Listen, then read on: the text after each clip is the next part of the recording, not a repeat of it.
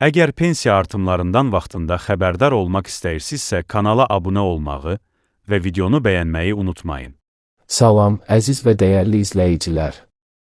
Yeni və olduqca vacib bir video ilə yenidən qarşınızdayım.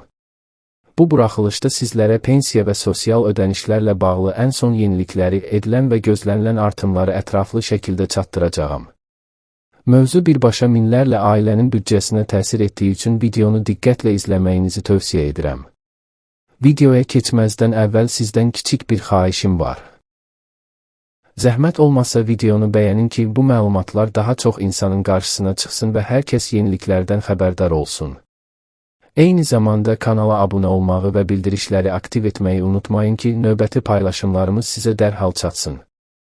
İndi isə keçək əsas məsələyə. Məlum olduğu kimi, əmək pensiyalarında artım həyata keçirilib. Əmək pensiyaları 9,3% artırılıb və bu artımlar artıq pensiya alan vətəndaşlara tam şəkildə ödənilib. Yəni artım qərarı kağız üzərində qalmayıb, vətəndaşlar bunu real olaraq öz ödənişlərində görüblər. Bununla yanaşı, digər sosial müavinətlərlə bağlı da dəyişikliklər nəzərdə tutulur. Məsələn, yaşa görə verilən 220 manat məbləğində müavinətin 30 manat artırılaraq 250 manata çatdırılması planlaşdırılır. Bu dəyişiklik xüsusilə əmək pensiyası almaq hüququ olmayan və yalnız sosial müavinətlə təmin olunan vətəndaşlar üçün mühüm əhəmiyyət daşıyır. Əlillik pensiyaları ilə bağlı isə vəziyyət bir qədər fərqlidir. Hazırda birinci, ikinci və üçüncü qrup əlillik pensiyalarında rəsmi artım təsdiqlənməyib. Baxmayaraq ki, müəyyən gözləntilər və müzakirələr mövcuddur, hələlik bu istiqamətdə yekun qərar açıqlanmayıb. Bu məsələ ilə bağlı hər hansı rəsmi məlumat olduqda, onu da dərhal sizinlə bölüşəcəyik. Minimum əmək haqqı ilə bağlı da dəyişiklik gözlənilir.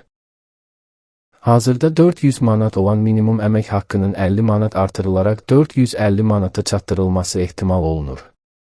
Bu artım reallaşarsa, həm işləyən vətəndaşların gəlirlərinə, həm də bəzi sosial ödənişlərin hesablanmasına birbaşa təsir göstərəcək. Növbəti videolarımızda isə daha detallı siyahı təqdim edəcəyik. Həmin siyahıda 2026-cı ildə artırılan və artırılmayan pensiyalar, sosial müavinətlər və təqaüdlər ayrıca şəkildə göstəriləcək. Kimlərin artımdan yararlandığını, kimlərin isə hələ gözləmə mövqeyində qaldığını dəqiq və aydın formada izah edəcəyik. Əgər bu mövzu sizi maraqlandırırsa və sosial ödənişlərlə bağlı yenilikləri vaxtında öyrənmək istəyirsinizsə, bizi izləməyə davam edin. Diqqətiniz üçün təşəkkür edirəm. Növbəti videolarda görüşənədək.